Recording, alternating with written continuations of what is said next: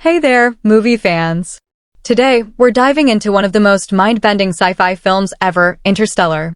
This movie is packed with stunning visuals, emotional depth, and mind-blowing science.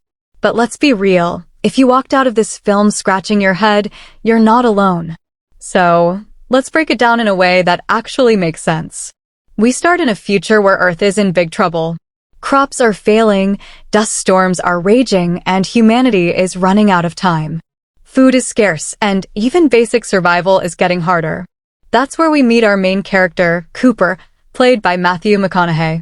He's a former NASA pilot who now works as a farmer, trying to provide for his two kids, Murph and Tom. But Murph, his daughter, is different. She's curious, intelligent, and believes something weird is happening in her room. She calls it a ghost. But this isn't some paranormal horror movie. The ghost is actually a mysterious force sending messages through gravitational waves. And guess what? These messages lead Cooper straight to a secret NASA base. Here's where things get interesting. NASA, led by Dr. Brand, Michael Caine, reveals that Earth is on its last legs. And your daughter's generation will be the last to survive on Earth. Their plan? Find a new planet where humanity can survive. And how do they plan to do that? Through a mysterious wormhole that appeared near Saturn, seemingly placed there by higher beings known only as they. They chose you. But who's they? Who's they? Cooper is chosen to pilot the mission. But this means leaving his children behind, possibly forever. In a heart-wrenching scene, he says goodbye to Murph, promising to return. I love you forever, and I'm coming back.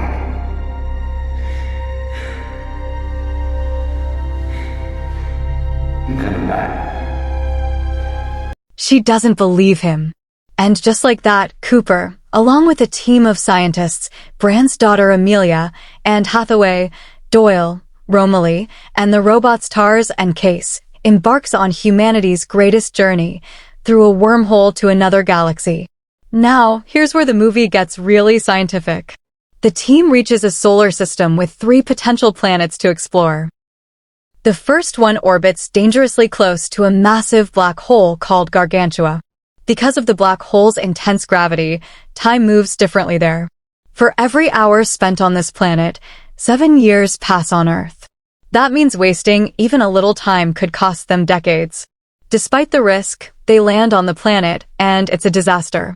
The planet is covered in knee-high water and hit by massive waves. They lose a crew member, and by the time they escape, 23 years have passed for people back on Earth. I've waited years.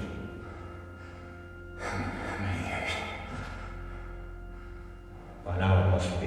It's 23 years, 4 months, 8 days. Back home, Murph is now an adult, working with NASA to solve a crucial equation, one that could help transport humanity off Earth. But she's still angry that her father never came back. With limited resources, the team heads to the next planet where they meet Dr. Matt Damon, one of NASA's earlier astronauts. But surprise, Man isn't a hero. He faked his planet's data to get rescued, even though the planet is completely uninhabitable. What happens next? Absolute chaos. Man tries to kill Cooper and escape with the ship, but in a desperate attempt to dock with the main station, he botches it and causes an explosion. Cooper and Brand barely manage to regain control, saving the mission from total failure. With only one option left, Cooper and Brand set their sights on the final planet. But to make it there, they need to perform a dangerous maneuver around the black hole.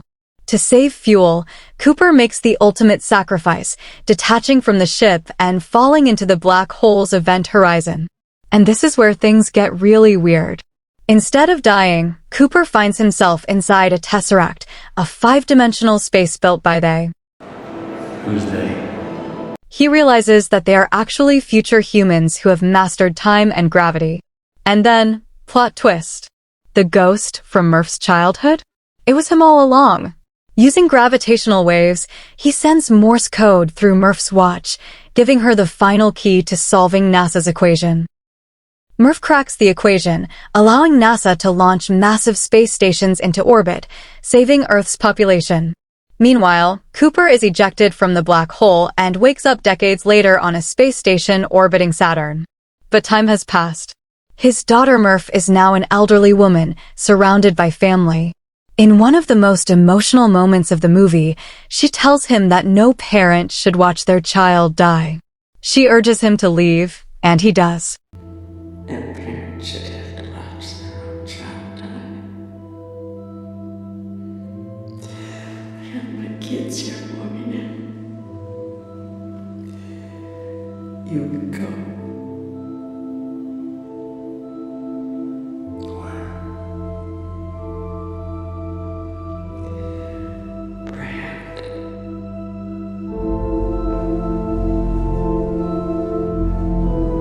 In the final moments, Cooper steals a spaceship and sets off to find Brand, who is alone on a new planet, starting humanity's future. So, what's Interstellar really about? Sure, it's about space, black holes, and time travel. But at its core, it's about something deeper: love. Murph never stopped believing in her father. Cooper risked everything to save humanity. And the mysterious they turned out to be us, humans from the future, proving that love and survival are intertwined. With its incredible mix of real science, emotional storytelling, and breathtaking visuals, Interstellar isn't just a movie, it's an experience. And that's the breakdown. What do you think?